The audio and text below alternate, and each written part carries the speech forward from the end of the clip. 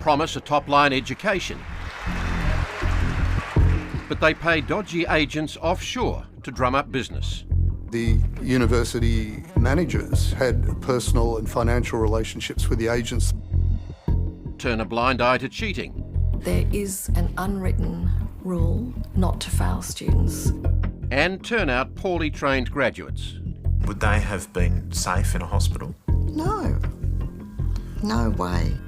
Education is not an industry. What is going on in our universities? Welcome to Four Corners. They're supposed to be centres of excellence in learning. They're supposed to be securing this country's economic future and social well-being through the next generations of well-educated graduates. They're selling access to millions of foreign students and reaping many billions of dollars of revenue.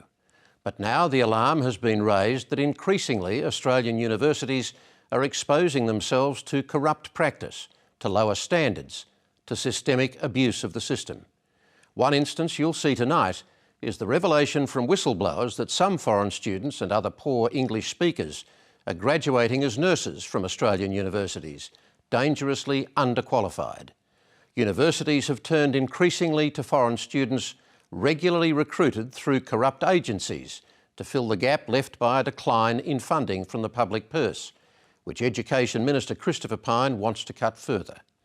Academics are under pressure to pass students, irrespective of their ability, in order to keep revenue from overseas students flowing in. Linton Bess's story tonight reveals a sorry state: corruption, widespread plagiarism, cheating and exploitation.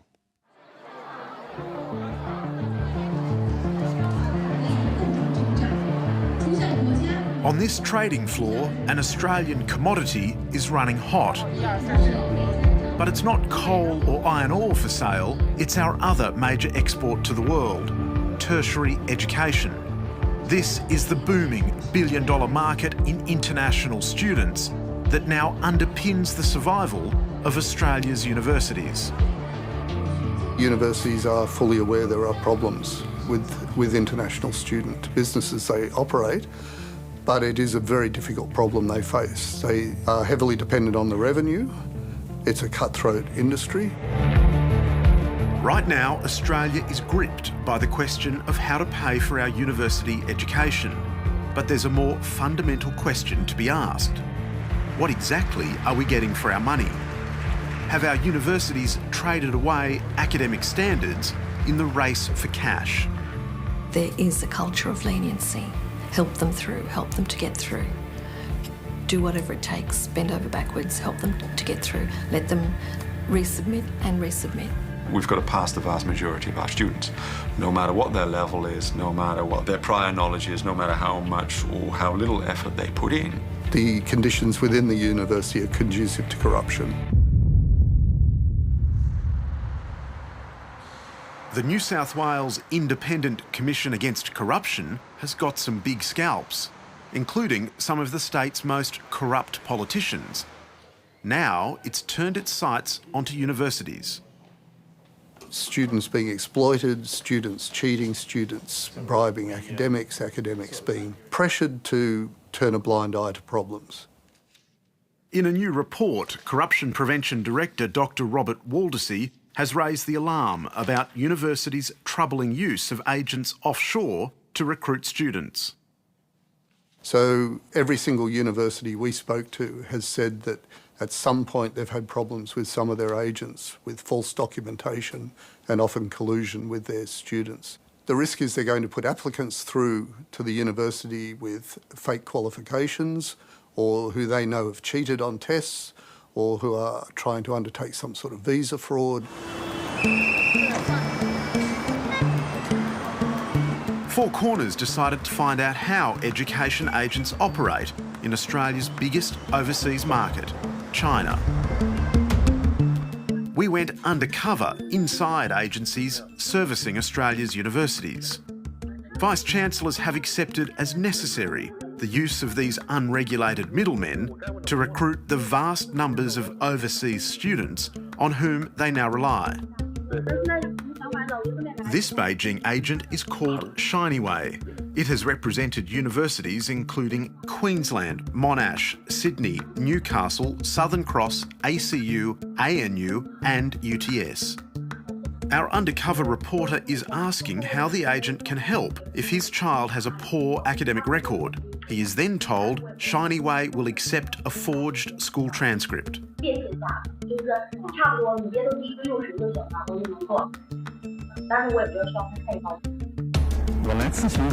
This time, it's EduGlobal, who also represents a string of prestigious local universities, such as Monash, Melbourne, Queensland, Griffith, Tasmania, Southern Cross, Western Sydney, Macquarie and UTS.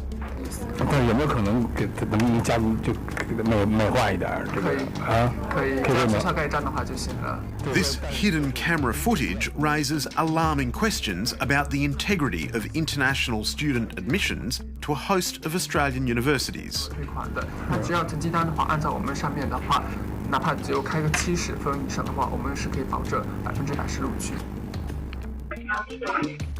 Four Corners undercover journalist also made a remarkable discovery about how lax English requirements are becoming to gain a student visa.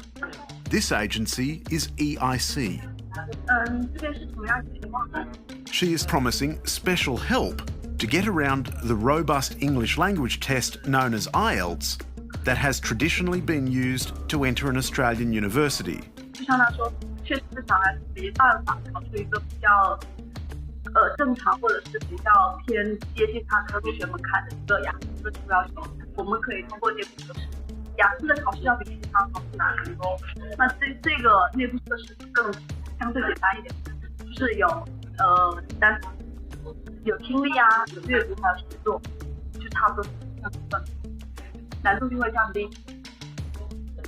Down the road is AOG, one of the biggest agents in the country. It made a similar offer.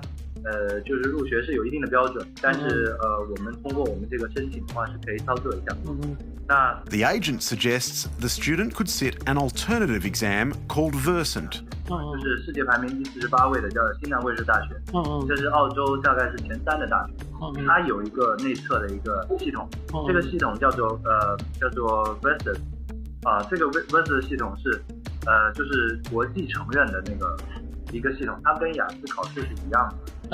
But it's not the same. It's much easier. Since 2012, the government has asked universities, not the Department of Immigration, to determine who gets a visa to enter the country to study. It no longer asks that entrants meet a nationally recognised standard. And universities, which are desperate to increase the flow of overseas students, can now decide how many come into the country.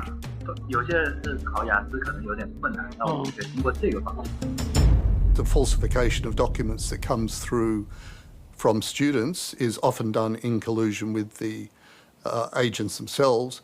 In some cases, the universities have hired independent verifiers to check documents and qualifications, and only to find that the students and the agents have been colluding or bribing the document verifiers as well. Barmak Nasirian is a Washington DC-based specialist on international education. When you put such an agent, such a gatekeeper on commission, the risk that sending an adequate number of warm bodies may be paramount for them. The risk that they may engage in manipulation, embellishment, or other kinds of academic shenanigans just to make sure they meet their quota is not negligible. In America, the College Code of Conduct has cautioned against the payment of incentives to offshore agents, and commissions have been banned domestically. There's no such ruling in Australia, even though universities have already been compromised by these relationships. We were told in one case where the university managers had personal and financial relationships with the agents they were supposed to be overseeing, and the university now has to rotate its managers to stop that corruption developing. These agents usually charge students and their families for their services. What they don't tell them is they also pocket often secret commissions from Australian universities seeking a winning edge over others around the world. In total, these commissions are estimated to amount to hundreds of millions of dollars per year. Students are none the wiser. They were sort of trying to say that University of Sydney maybe is better. Did the agent ever say that he or she was being paid by the universities as well? No. Thinking maybe University of Sydney is paying them at a higher rate. Smells yummy. Iris and Josie are just two of the 250,000 international students in Australia. They might not know it, but they are the vital income stream keeping Australia's universities afloat. I need to take a picture of my master food. But they're highly conscious of what it's costing their parents. And Facebook and WeChat. Just tell me again how much it is. Oh, they used to be, last year it was 16,000 for each semester. This time it's 18,000. So it's pretty much, my parents say after 4 years, we can buy you a house. Iris and Josie are good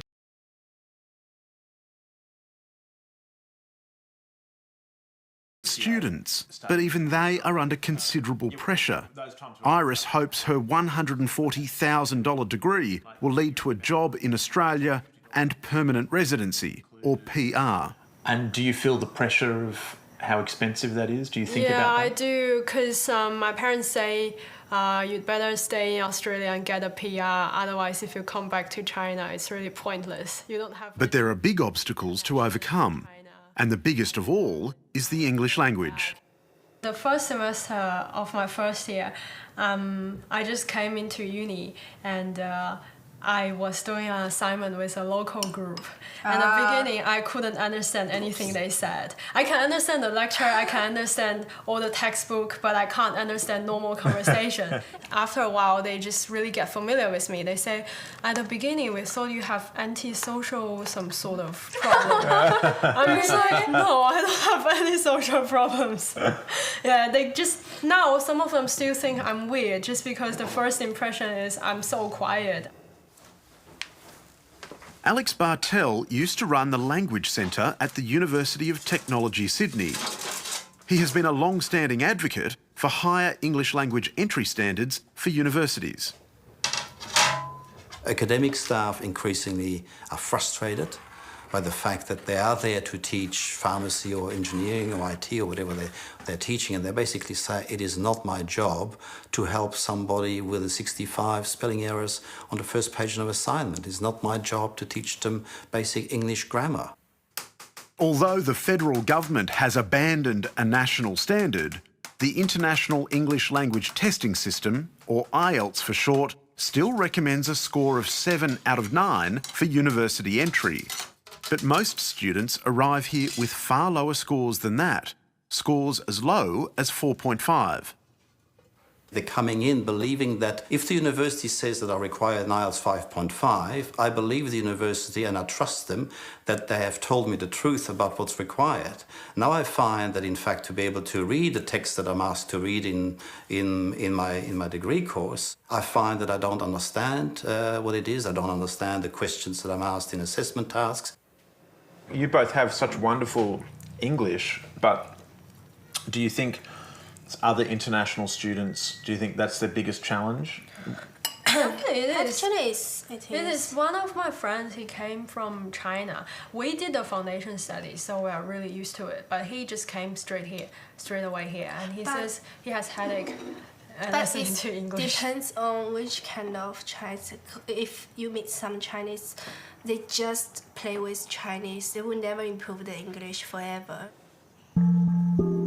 In fact, in the beginning, Iris and Josie could not speak or write in English well enough to get entry to their degrees. But like thousands of others, the university still offered them a place as long as they completed a one-year bridging program, which involves a 10 to 20-week language course. Students who complete these pathway or foundation programs are never then subjected to another IELTS exam and are funneled into the first or even second year of their degree program. Of course it's a loophole, because some of them fail and some of them don't fail. And that's the shocking thing as far as I'm concerned, is those students who come into second year or even the first year with a very, very low language proficiency level who manage to pass through their courses. Often their emails and their essays are almost impossible to decipher. That's in a very small proportion of cases, but that does beg the question, have these students passed the basic test for university entry in terms of written English? And some of these are students that are at the end of their degree. And some of these students are at the end of their degree. It's horrifying. I don't know what to say about that. 2 months ago, Dr. Zena O'Connor invited Four Corners into the life of a modern academic. She teaches units for the Design and Architecture faculty, and as one of a rising number of casuals, O'Connor teaches online from home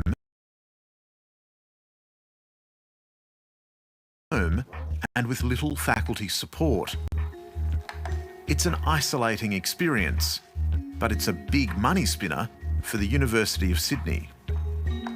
I teach one subject, bringing in between 250,000 and 450,000.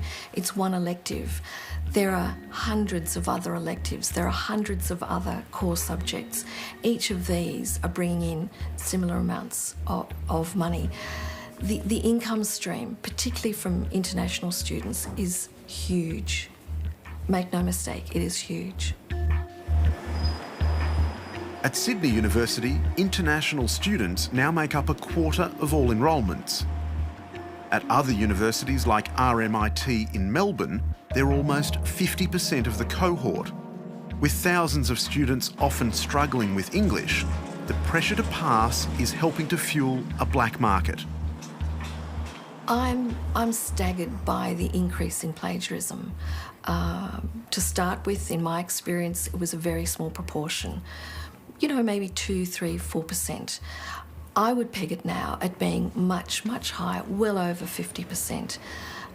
And some of the cases of extreme plagiarism, where a student has plagiarised at least 80%, if not up to 100% of their paper, that proportion is growing.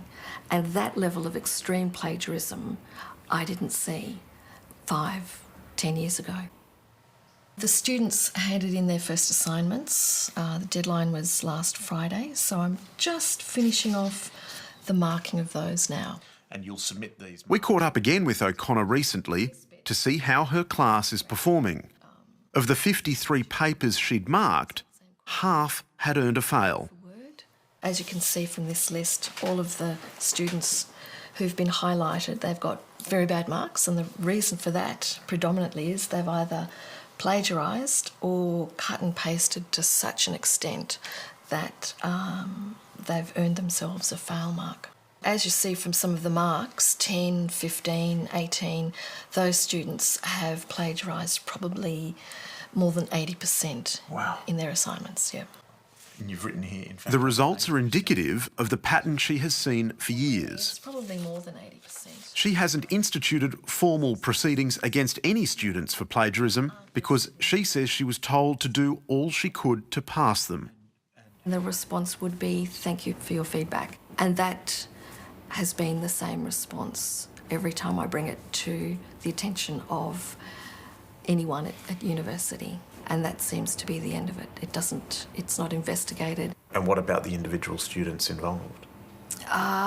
They're offered another chance to resubmit and another chance. So all those... Zena O'Connor says as a sessional academic, she has been left on her own to manage this problem. It seems to me that there is an unwritten rule not to fail students. That isn't spoken about, but I'm advised to give students every concession possible, every opportunity to resubmit and resubmit, even when the semester is finished, and so on. We approached Sydney University's Vice-Chancellor, Michael Spence, for an interview, but he declined. In a statement, the university said Dr. Spence will soon chair a task force on academic misconduct. It also said international students must meet stringent entry requirements, including English language proficiency. So Why a tutorial on academic dishonesty and plagiarism? So we know what's expected of us.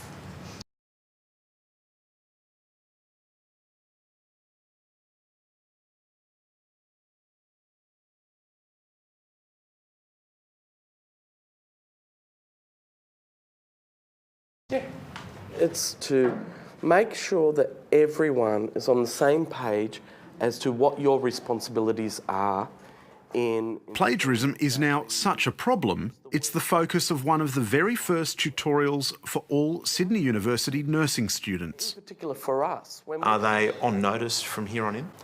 They're certainly aware, and therefore if something does happen, that they do something that is academically dishonest or is plagiarism, it then is, I suppose, harder for them to claim that it was reckless or innocently done.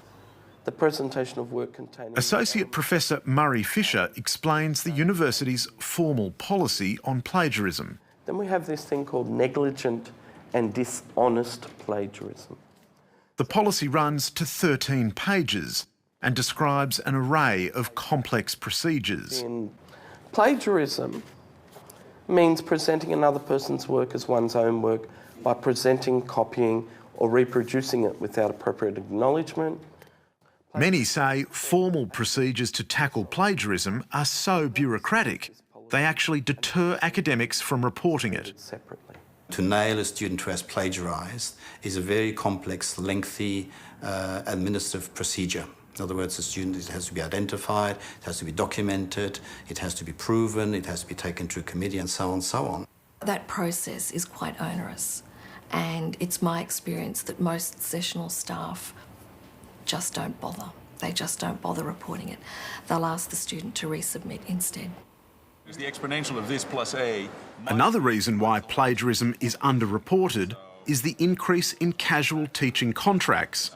According to Queensland University's Professor Paul Freiters, renewal often depends on positive student evaluations.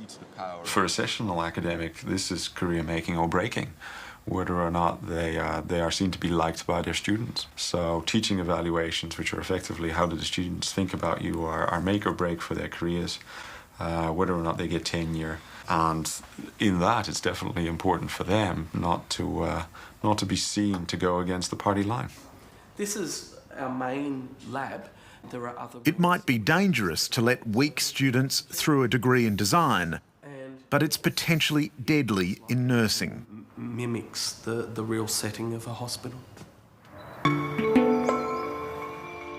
Until last year, Barbara Beale was a lecturer at one of the biggest nursing faculties in the country, the University of Western Sydney. She is speaking out tonight because she fears some UWS nursing graduates may not be safe working with sick patients. Do you think it's the case, Barbara, that students have got through and graduated with a degree from UWS in nursing who shouldn't have been allowed to do so? Yes, I do think that is the case. I do. For Barbara, nursing has been a lifelong love. She had worked as a registered nurse and midwife for decades. But for the next 26 years, she was an academic at UWS, rising to acting department head. In 2012, just 2 years before she retired, she was awarded a Vice-Chancellor's Excellence in Teaching Award. But now she laments what she says is a dramatic fall in standards. A lot of students end up in the aged care sector. Who do we have in the aged care sector? The most vulnerable, ill people. And we have students who may have been pushed through university looking after them. Now, in the aged care sector, there is not much supervision. Very quickly, they might find themselves being the only registered nurse on duty, and that is something that frightens me. An incident at this private Sydney hospital supports Beale's concerns. In 2009, a new nurse who had just graduated from UWS, Bhavesh Shah, fed a medicine cup of morning fresh dishwashing liquid to a 79-year-old man, mistaking it for his usual medication. Authorities found Shah had not been able to read the label on the bottle. After being registered as a nurse, Shah had failed English language tests 6 times. In 2013, he was struck off. A reviewer assisting a Healthcare Complaints Commission probe found the incident defies belief. And in its finding, the Nursing and Midwifery Tribunal said he lacks the necessary proficiency in reading and writing to be a registered nurse in whom the general public can repose trust. This concerns me because there are many academics there who are trying to do the right thing, and probably that student had been reported or it had been documented somewhere in their undergraduate studies, and yet they still graduated. So how did they graduate? At least 2 other UWS graduates have also been forced out by hospitals, losing their registration for poor English and dangerous practices. UWS says there have been no similar cases since 2011. But Barbara Beale says there was constant pressure at UWS to pass failing Bachelor of Nursing students. I marked a student's work and I gave the student 2 out of 30 because I thought, well, I'll give them something for trying. And when we went to the cross-marking meeting, this is where a lot of things happen at these cross-marking meetings, I said, I think you need to look at this one, but she handed it to someone else. So the next person, who was an inexperienced academic, gave that student a pass mark. Nursing is Beale objected again and again and says that it was only after the paper passed through the hands of 3 reviewers that the fail was upheld. I was so upset. That was a very defining day, because if I hadn't really pressed that, if it had been somebody who had less experience or, I don't know, less conviction or something, that student would have passed. This person, would they have been safe in a hospital? No. No way. I've just seen what I think is the standard dropping, and year after year after year. So Sharon and I talk a lot about that, don't we? I think it's a sense of disappointment. Because I think both of us have loved our nursing careers. You've published together. One of Barbara's long-standing colleagues and friends, Dr. Sharon Hillage, shares her concerns about UWS. Concerns which extend not only to international students, but also local students of non-English speaking background. Hillage says she resisted pressure to pass weaker students, but fears that other, more junior academics may have succumbed. Might have failed. There were some that definitely passed students that I would have believed should not have passed.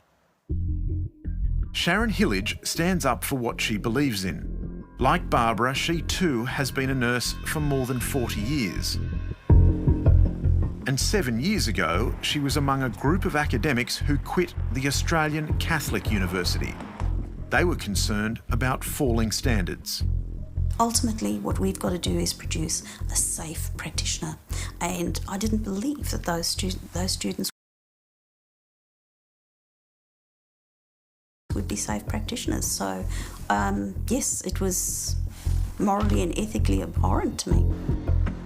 Midway through 2008, the New South Wales Nursing and Midwifery Board raised concerns that ACU students were not completing the approved curriculum. It was worried they were unsafe to practice.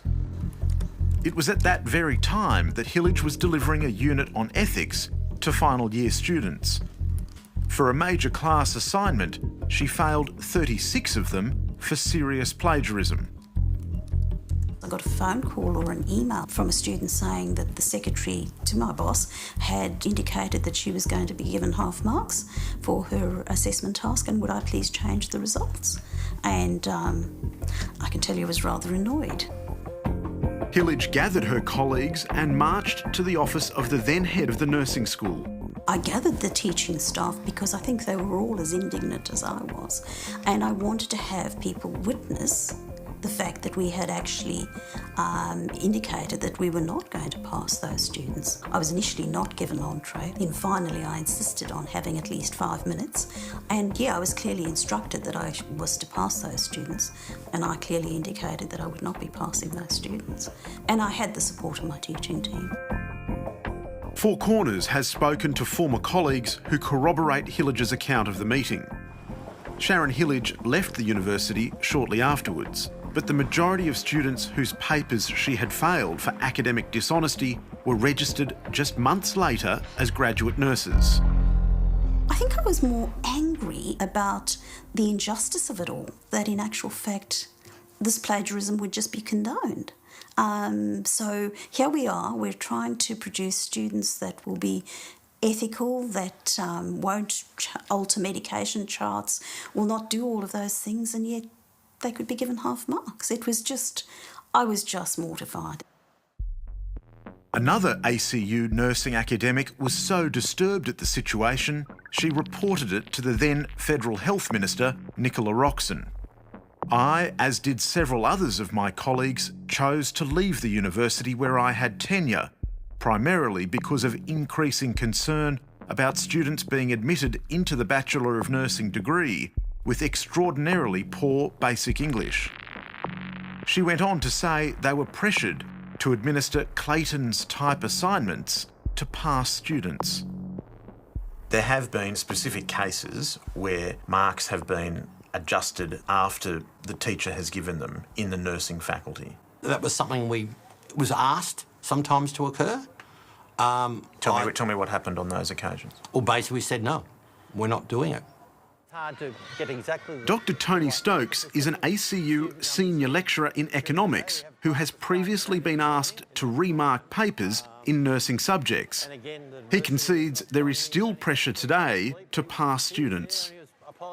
I am aware there may be still some areas where people are being called upon to justify the number of students they're failing.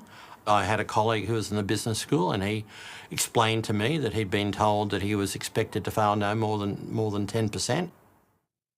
It was not until 2012 that the Australian Catholic University mandated the use of anti-plagiarism software to assist academics to identify cheats. I was aware that anti-plagiarism software existed. I'm clearly not sure why it hadn't been implemented in the school where we were working. Certainly it wasn't there at the time. I know even from my time as head of school, I was saying, when can we get the plagiarism software? When can we get the plagiarism software? Oh, we're trying to pick out a good software that will work, blah, blah, blah, blah, blah. I'd been asking it for it for years. People in the faculty had been asking for it, but it was a long process. But the point is that Turnitin and software platforms like that, they were commonplace at Australian university campuses in the period at which ACU did not have it. Yes. The Vice-Chancellors of both ACU and UWS, Professor Greg Craven and Professor Barney Glover, also declined interview requests. In a statement, ACU said it takes the matter of honesty very seriously and that it follows policies to investigate incidents and students are disciplined appropriately. Meanwhile, UWS stated it too took academic misconduct seriously and that it completely rejects the accusation that the standard of our nursing program is falling and our nursing students are weak and unsafe. The academics who have spoken out tonight are not alone in their concerns. In our research for this program, we spoke with scores of academics around Australia. The vast majority had witnessed or personally experienced the pressure to ignore plagiarism and to pass weak students. But they were too scared to appear on camera. Many feared it would be the end of their careers. Speaking to Four Corners, what do you think will happen as a result of you speaking out on this? I doubt that I'll be employed again next semester. We have a number of academics who spoke to us about the pressure they feel to pass students that they believe should not have passed. In one case, an academic described where he had failed 50% of a class and under pressure had to reconsider and ended up only failing 20%. In another case, an academic had his class remarked without him being told, and an increased number of students passed.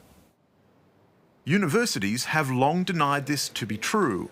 One academic who has applied her training to the question is economist and statistician Dr. Gigi Foster. She spent 3 years getting access to student performance data from 2 major universities, neither of which were her current institution, the University of New South Wales.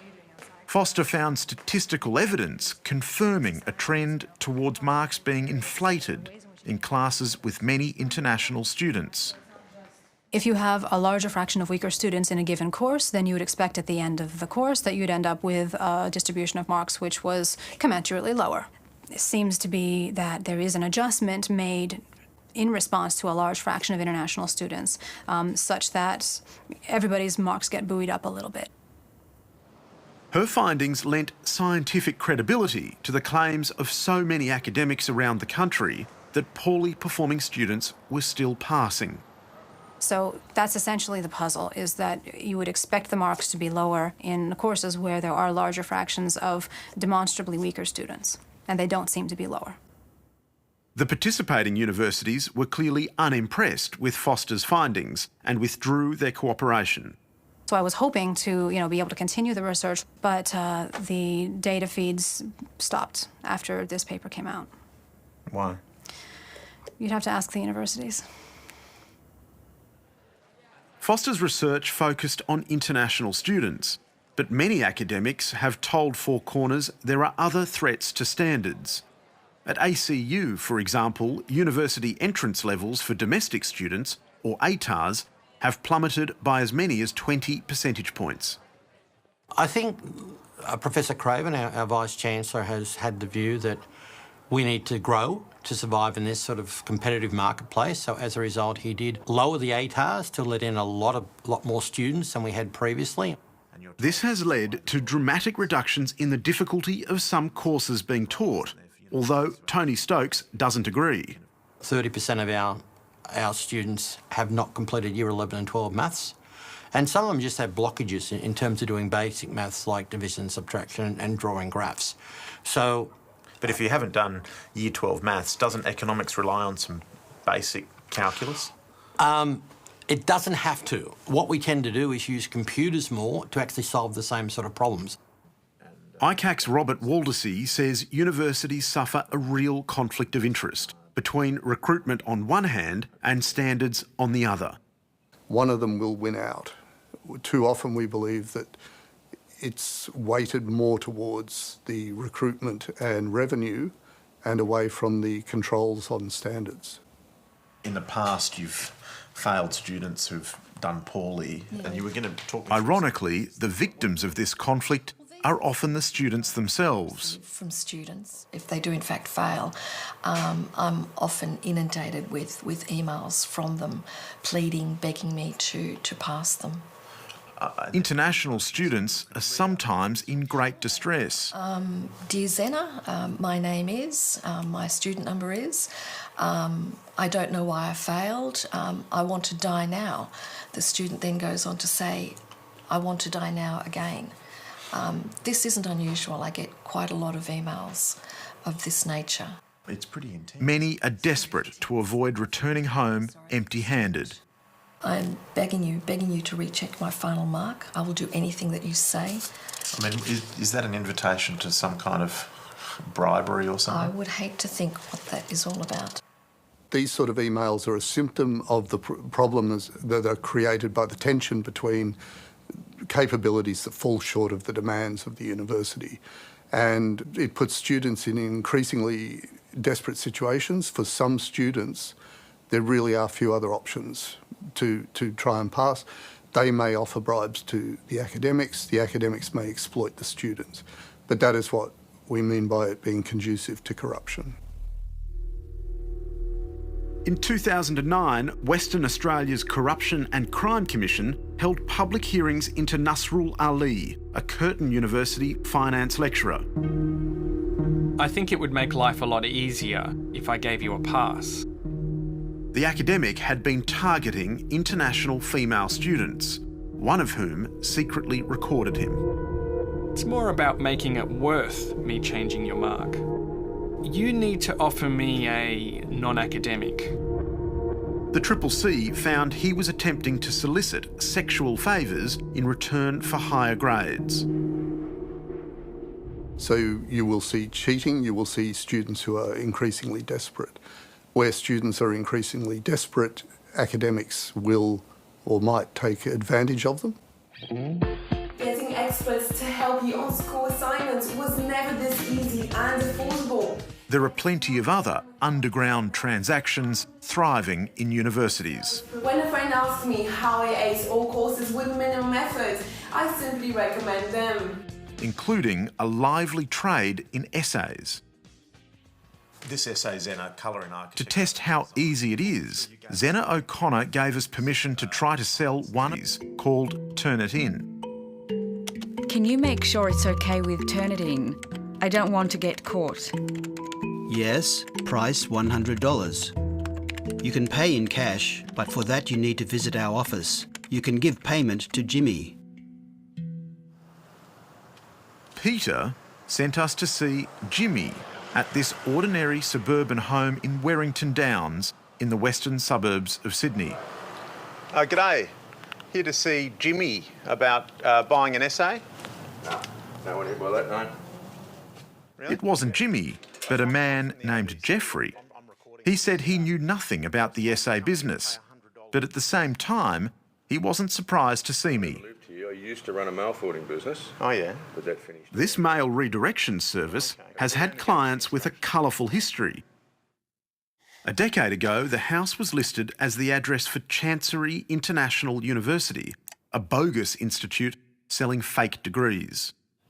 We looked up the address and it's been associated with all kinds of scams like diploma mills 10 years ago and other weird online businesses. One of the reasons I got out of the business is because we had the Commonwealth Police arrive here at 7 o'clock one morning along with Customs.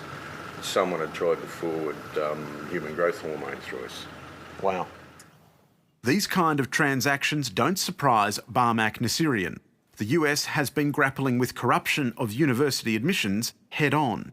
We have had instances of major public institutions naively entering the international recruitment business and accepting students from China who submitted transcripts, but that later on proved to have been significantly altered and inaccurate.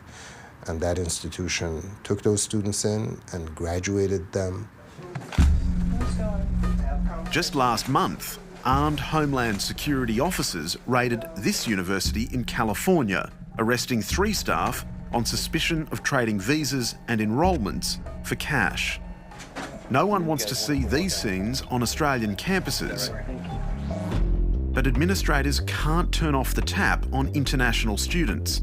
They see no alternative to refill their coffers. It's become relatively clear that for any one university to raise its standards of either English proficiency or other credentials or capabilities alone would only hurt that university. There is little gain for one university to step out of the pack. Universities are now stuck in an arms race. Students and standards are merely collateral damage. At the end of the day, Australian universities are governed by Australians, and they really need to make a decision whether they're willing to undermine the credibility, the international credibility of credentials they manufacture in the name of more business. Education is not an industry, and this is the mistake that the universities are making. Education is not an industry. Of course, these same academics, these same universities, these same courses are processing Australian students as well. Are they somehow untouched by the kinds of activities and concerns revealed tonight? Given what's at stake, it's unfortunate the Vice-Chancellors of the 3 universities featured in our story, Sydney, Western Sydney and the Australian Catholic University, couldn't front up in person and face the obvious questions. Their unedited statements can be found on our website, and responses from the universities who use Shiny Way Agency and EduGlobal Agency in Beijing are also on the website.